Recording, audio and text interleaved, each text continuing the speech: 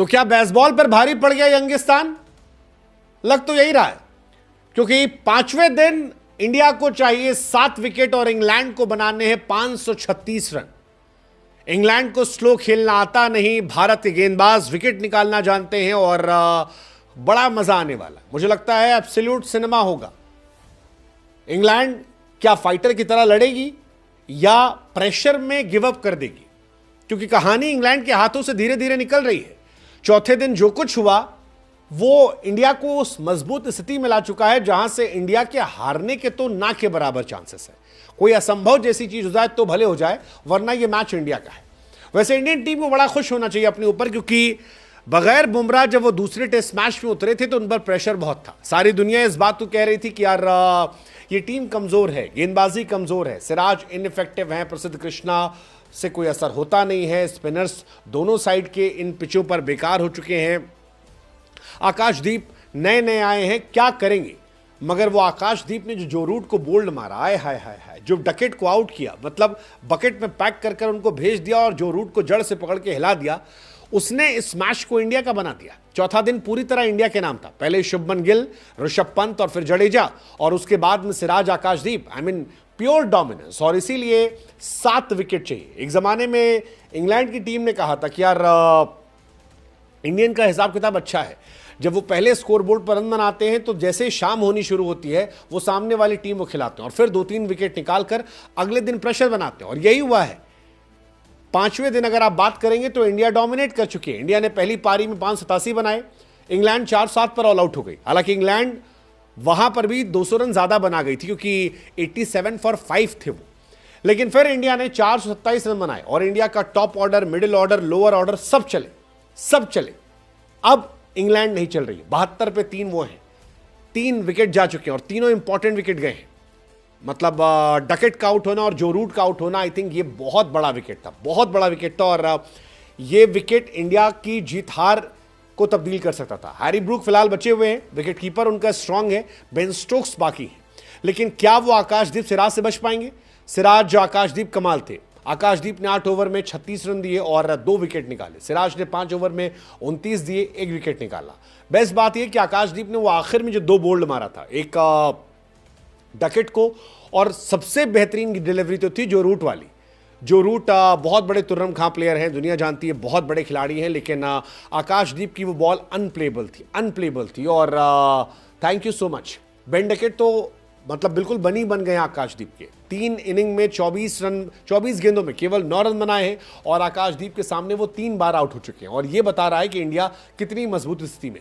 India ने declare किया है 427 for 6। Shubman Gill, what a man, what a character यार।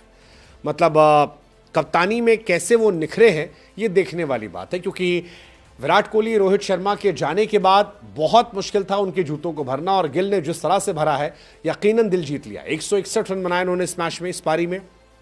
जडेजा ने 69 बनाए, ऋषभ पंत ने 65 बनाए, राहुल 55 थे। करुण नायर वो थोड़ा डिसअपॉइंट कर गए, लेकिन बड़ी कहानी के बीच में करुण नायर की कहानी को मैं छोड़ दे रहा हूं। नीतीश रेड्डी भी डिसअपॉइंट किए, अगले मैच में शायद उन्हें भी ड्रॉप कर दिया जाए।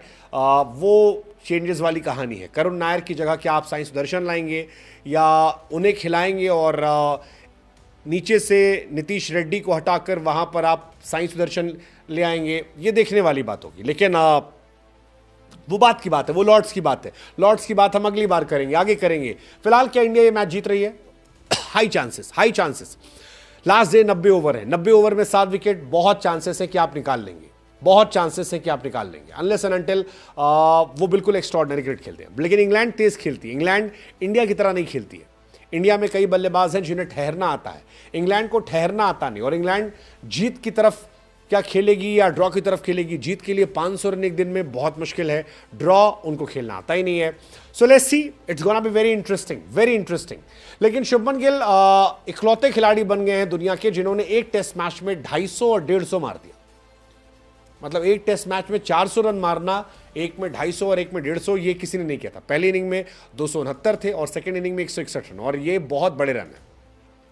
शुभमन गिल ने सीरीज से पहले कहा भी था कि वो डोमिनेट करना चाहते हैं, वो चाहते हैं कि इस सीरीज में वो बेस्ट बैट्समैन बन के आए। और फिलहाल 4 इनिंग के में 3 इनिंग में उनके पास शतक है, 300 है, मतलब उसमें एक डबल 100 भी है। कमाल है यार, रिकॉर्ड, शुभमन के रिकॉर्ड जो है वो अलग लेवल पे चले गए हैं। मतलब इस सीजन कैप्टन शुभमन गिल का जो एरा है वो उनके करियर का भी बेस्ट एरा बन गया, और जिस तरह की बल्लेबाजी उन्होंने की है, यकीन मानिए he is right now the new king of Indian cricket. He deserve all praise, और बनता है उनका, बनता है। इस सीरीज से पहले उनके ओवरसीज में 0-100 थे, अब इस सीरीज में 4 इनिंग में 2 शतक है, 1 डबल 100। अब सारा क्या चाहिए आपको, आप कितनी तारीफ करोगे। शुभमन गिल अगर आप इंग्लैंड के सामने देखोगे एक टेस्ट सीरीज में, तो 430 रन वो बना चुके हैं। ये बहुत बड़ी बात है, बहुत बड़ी बात है। शुभमन गिल का टेस्ट एवरेज जो है इस सीरीज के पहले 35 था, अब वो 42 हो गया है, और ये भी शानदार है, बहुत शानदार है कि मतलब जिस हिसाब से जा रहा है 585 रन, 146 का एवरेज, 3 शतक, 1 डबल 100। मुझे लगता है कि कमाल होने वाला है, शुभमन गिल कमाल करने वाले हैं। मतलब अगर आप ओवरऑल देखोगे और उन खिलाड़ियों के जिनके एक टेस्ट मैच में सबसे ज़्यादा रन है, तो ग्राहम गुज साहब के थे 333 और 123 मारे थे उन्होंने इंडिया के साथ, 456 रन। नंबर 2 पर गिल है 430 एक टेस्ट मैच में। संगकारा 4 पर हैं, मार्क टेलर 3 पर हैं, लारा साहब जो हैं वो भी हैं यहाँ पर, एक टेस्ट मैच में 400 मार दी थी उन्होंने। बट शुभमन वो जो रिकॉर्ड है कि एक ही इनिंग में 250 और 150, ये आज तक किसी ने नहीं मारा, और ये शुभमन इकलौते खिलाड़ी हैं दुनिया के टेस्ट में जिन्होंने ऐसा किया है। अच्छी बात यह कि बहुत सारे रिकॉर्ड जो है वो भी बन गए हैं। Most test 100 by Indian versus SENA देशों में शुभमन के 2 टेस्ट मैच में 3 शतक हो गए। अजहरुद्दीन के पूरे करियर में 5 थे, विराट साहब के पूरे करियर में 7 थे। शुभमन के 2 टेस्ट मैच में 3 हो गए, एंड आई एम श्योर वो बहुत आगे निकल जाएंगे, बहुत आगे निकल जाएंगे। विराट कोहली साहब जो हैं उनके भी 16वां इंटरनेशनल जो शतक था वो 138वीं इनिंग में आया था। गिल साहब का भी 16वां 138वीं इनिंग में आया है, और ये बड़ा इंटरेस्टिंग है। विराट साहब का भी 17वां इंटरनेशनल 139वें में आया था, इनका भी वैसे ही आया। तो ऑलमोस्ट साथ साथ चल रहे हैं, और इसीलिए शायद दुनिया कह भी रही है कि जो प्रिंस है अब वो किंग बनने वाला है। तो ये शानदार चीज़ है। बाकी बहुत सारे रिकॉर्ड बने, एक इंडियन के द्वारा मैक्सिमम शतक एक सीरीज में जवास्कर साहब के नाम 4 थे, विराट के नाम 3 थे, गिल के नाम ऑलरेडी 3 हो गए हैं, ऋषभ भी सीरीज में 2 बना चुके हैं। आई एम श्योर कि ये सब आगे और अच्छा करने वाले हैं और ज़बरदस्त करने वाले हैं। सो लेट्स होप कि इंडिया ये सीरीज जीते, सेकेंड टेस्ट मैच को जीते, हम सीरीज जीते।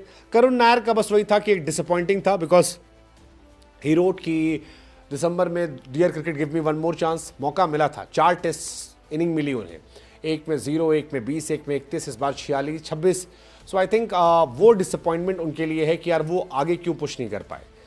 बट ठीक है, मुझे लगता है शायद एक मौका उन्हें और दिया जाएगा, मुझे ऐसा लगता है कि एक मौका उन्हें और मिलेगा। हालांकि उन्हें समझना पड़ेगा कि उन्हें मौका मिला है और ये शायद आखिरी मौका होगा। उन्होंने एक बार तो किया था, एक टेस्ट मैच में 300 मारे थे, लेकिन बाकी बचे हुए टेस्ट मैचेस में उनके रन नहीं है, और ये उनको समझना पड़ेगा कि इससे निकलना है। करुण नायर 303 के अलावा उनके पास दिखाने के लिए कुछ नहीं करियर में, तो ये कहानी है। बाकी ऋषभ कमाल थे यार, ऋषभ इस इनिंग में भी कमाल थे, मतलब पिछले टेस्ट मैच में कमाल थे, इस इनिंग में कमाल थे। ऋषभ पंत वाइस कैप्टन के तौर पर ज़बरदस्त खेल रहे हैं, इंग्लैंड के सामने बड़ा ज़बरदस्त उनका रिकॉर्ड है, और जब वो खेलते हैं तो देखकर अच्छा लगता है जिस तरह से वो खेलते हैं। अब सारी कहानी जो है वो प्रसिद्ध कृष्णा, सिराज, आकाशदीप पर है। प्रसिद्ध कृष्णा के पास ये मौका है कि अगर टीम में बने रहना है तो उन्हें परफॉर्म करना पड़ेगा, वरना बुमराह आएंगे, आकाशदीप रहेंगे, कृष्णा बाहर जाएंगे। मुझे बुरा लगेगा, बिकॉज कृष्णा बहुत अच्छे बॉलर लग रहे थे मुझे आईपीएल में, सिराज के साथ वो कॉम्प्लीमेंट कर रहे थे, इनफैक्ट सिराज को डोमिनेट कर रहे थे। बट टेस्ट में वो लाइन नहीं पकड़ पा रहे, क्यों नहीं पकड़ पा रहे मेरी समझ से परे। लेट्स जस्ट होप कि आखिरी दिन 7 विकेट में बड़ा डेंट वो भी दें और मैच जिताएं इंडिया को। बट मुझे लगता है इंडिया ये मैच जीत रही है। What's your take, let us no.